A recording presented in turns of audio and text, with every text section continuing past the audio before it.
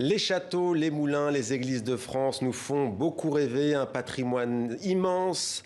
Il nous fait donc rêver, mais il est aussi en danger. Il faut sauver certains de ces joyaux. Alors quand l'État ne répond pas présent, eh bien il y a des passionnés qui sont là pour agir. Deux d'entre elles, même trois d'entre eux sont avec nous aujourd'hui. Bonsoir Célia Véraud, soyez la bienvenue. Vous êtes directrice générale de la Fondation du patrimoine, chargée notamment du très populaire Loto de Stéphane Bern. On verra de quoi il ressort pour 2021.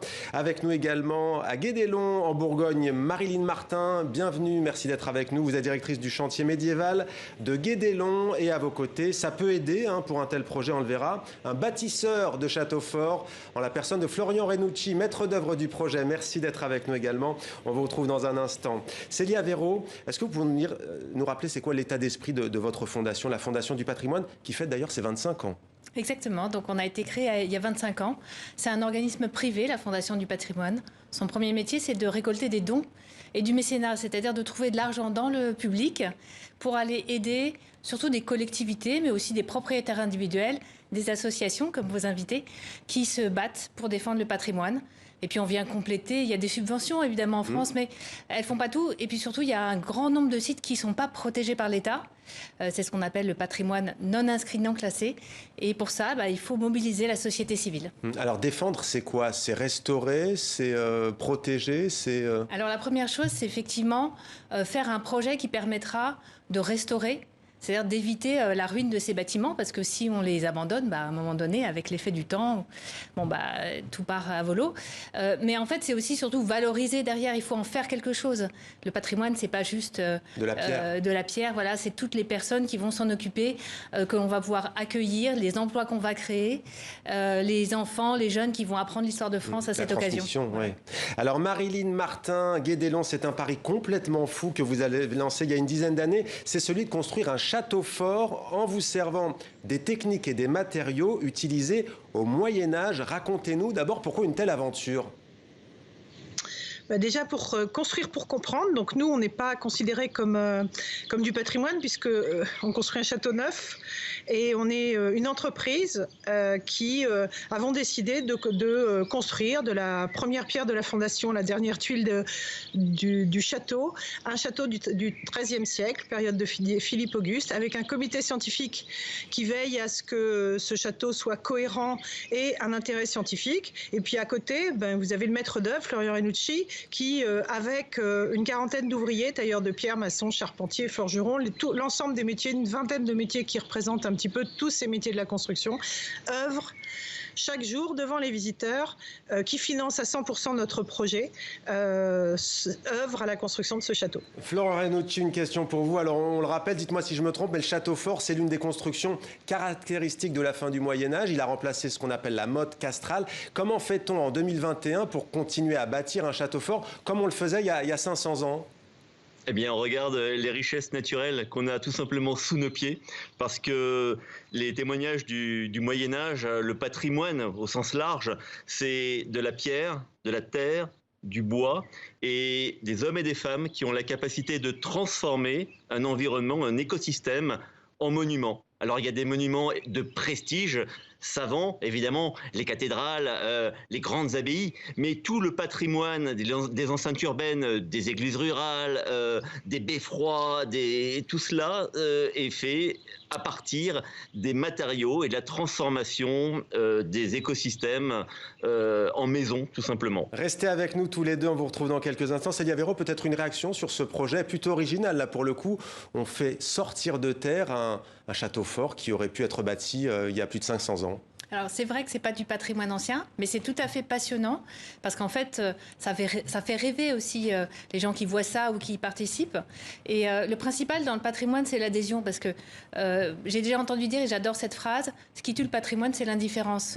Si on s'en occupe pas, si on n'a pas envie de le faire vivre jusqu'à aujourd'hui et demain pour transmettre à nos enfants, eh bien ça va tomber en ruine. Ouais. Donc ce projet, il est très bon pour ça. Alors on évoquait justement le XIIIe siècle, on va poursuivre avec le XIIIe siècle et un nouveau projet, celui de sauver le château de Séchilienne, c'est en Isère en France, incendié, pillé, squatté, cette superbe ruine, vous allez le voir, est menacée tout simplement d'écroulement et ce sont des jeunes qui ont décidé de le sauver, ils ont déjà récolté 7 000 €, reportage Jean-Claude Pin, Franck Serroni, Asdine Kebati. Gauthier et Clément, étudiants en management, nous font remonter le temps. Plonger dans les oubliettes de l'histoire. L'histoire du château abandonné. Là, Clément, on est vraiment au cœur du château avec des planchers du XIIIe siècle. Avant-guerre, il eut son heure de gloire, le château de Séchilienne. Mais depuis 1944, c'est un chef-d'œuvre en péril. Les Allemands, avant de partir, ont décidé d'incendier le château qui servait de cache aux résistants. Et à partir de ce moment-là, ça a été la longue descente aux enfers pour le château qui a été incendié. Donc toute la toiture a été démolie et depuis, le château est à l'abandon et dans l'oubli. Pour libérer le château de son carcan de lierre, il faut de l'argent. C'est comme ça que ces étudiants ont lancé la campagne Care for Patrimoine. Hyperactifs sur les réseaux sociaux, ils ont collecté jusqu'au Canada plus de 6 000 € en 2 semaines. Une aubaine pour le propriétaire du château, c'est-à-dire la petite commune de Séchilienne, 1000 habitants seulement. L'objectif, c'est bien entendu d'être aidé financièrement, mais aussi de constater qu'il y a une réelle dynamique et que cette dynamique peut être utilisée pour créer une association, par exemple, ou créer un collectif qui deviendrait, comme les étudiants chevaliers, les futurs chevaliers de ce château de Séchilienne. Les étudiants ont tout simplement révélé aux habitants qu'ils possèdent là un véritable patrimoine historique. Marilyn Martin, en Bourgogne, que vous inspire ce projet des jeunes qui veulent sauver le château de Séchilienne? J'évoquais là aussi le XIIIe siècle. Écoutez, vous savez, je crois qu'on a un point commun tous les trois sur les 3 sujets que vous présentez. C'est effectivement la transmission, c'est que le patrimoine, on est juste là pour le transmettre aux générations futures. Nous, on va rentrer dans notre 24e saison. Et avec Florian, on a le bonheur, quand on reçoit 60 000, sur nos 300 000 visiteurs, il y a 60 000 enfants dans le cadre de visites scolaires. Et depuis quelques années, on reçoit, comme salariés ou comme bâtisseurs, les gens qui viennent participer au projet, des jeunes tailleurs de pierre, maçons, qui nous disent je suis venu un jour visiter Guédelon avec l'école. Je suis remontée dans le bus et j'ai dit quand je serai grand, je serai tailleur de pierre, je serai maçon ou je serai charpentier. Maintenant, on en a dans nos équipes. Donc, vous voyez à quel point nos projets sont pertinents, les 3. C'est-à-dire qu'on est là pour transmettre ce patrimoine, notre culture, ce rapport à notre histoire, aux générations futures. Et je pense que c'est vraiment le point commun de nos 3 projets. Une petite réaction, Célia Véraud, sur le château de Séchilienne. Alors, on voit un cas qui est assez typique, malheureusement, d'une très petite commune qui a sans doute hérité à un moment donné où on lui a donné, où elle a acheté à l'euro symbolique un bâtiment considérable qui est situé sur son territoire, et puis elle n'a pas les moyens financiers de faire face. Donc nous, spécifiquement, c'est notre métier, on a été créés pour ça, pour accompagner toutes ces communes rurales. Donc 80% des projets qu'on fait, il y en a 4000 par an, sont dans des communes de moins de 2000 habitants. Et on arrive à collecter, dans une année normale, 15 millions d'euros de dons auprès de 50 000 donateurs, un budget global de 60 millions d'euros. Donc on voit qu'il y a vraiment un besoin en France de pouvoir répondre à ces situations-là. Et il y a toujours des tragédies, et parfois d'immenses tragédies. Dès le soir de l'incendie de Notre-Dame de Paris, vous vous êtes mobilisés. Est-ce que vous pouvez nous dire où en est-on un peu plus de 2 ans après? On a commémoré il y a quelques semaines le terrible 2e anniversaire de cet incendie. Alors Notre-Dame de Paris, effectivement, un incendie. À vrai dire, il y en a de temps en temps en France et l'actualité en a montré ces dernières semaines dans un petit village en Normandie, dans un autre village dans le Nord. Oui. Voilà, ça se produit de manière récurrente et à chaque fois on essaie d'intervenir pour mobiliser la générosité parce que l'État est propriétaire de Notre-Dame. Et vous en êtes où aujourd'hui alors? Parce qu'il y avait eu un appel aux dons. Alors il y a eu un appel aux dons qui a formidablement marché parce que je crois que c'est la plus grosse opération de philanthropie en France et peut-être dans le monde. 830 millions d'euros de dons ont été collectés. Et aujourd'hui, la phase de travaux d'urgence de sécurisation de Notre-Dame s'est achevée ou est quasiment achevée. Et on va passer à la restauration et on sait que Notre-Dame est consolidée, que les travaux se feront dans des bonnes conditions. Donc Notre-Dame est sauvée grâce à cette générosité. Et nous, on doit le faire pour plein d'autres petits lieux en France qui sont nos petites Notre-Dame et qui sont tout aussi les grandes dames importantes. Marilyn Martin, ou plutôt, tiens, peut-être Florian Renucci, qu'on n'a pas entendu depuis tout à l'heure. Notre-Dame de Paris, l'idée, c'est de reconstruire à l'identique. C'est pas tout à fait la même chose que votre projet. Archéologie expérimentale de votre côté, c'est ça, entend-on dire? De quoi s'agit-il?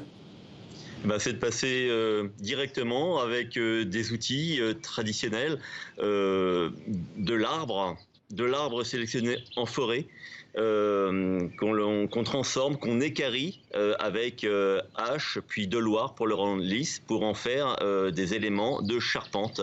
Les charpentes médiévales sont entièrement transformées en taille directe avec ces outils. Notre-Dame, la forêt de Notre-Dame des 12e et 13e siècles l'a été. Et pour nous, à Guédelon, c'est d'établir ce lien,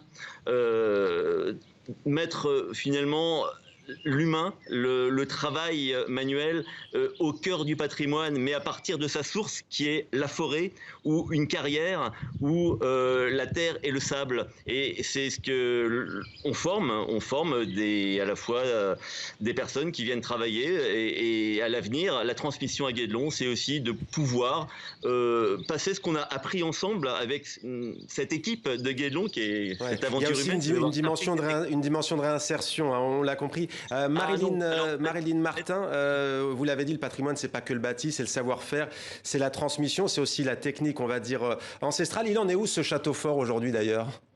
Je reprends juste, Guédelon n'est pas un projet d'insertion. On construit un château avec des voûtes d'ogive, des charpentes, comme dit Florian, qu'avec des salariés compétents, enfin pas compétents, mais je veux dire, c'est un chantier avec des professionnels de la construction. Ouais.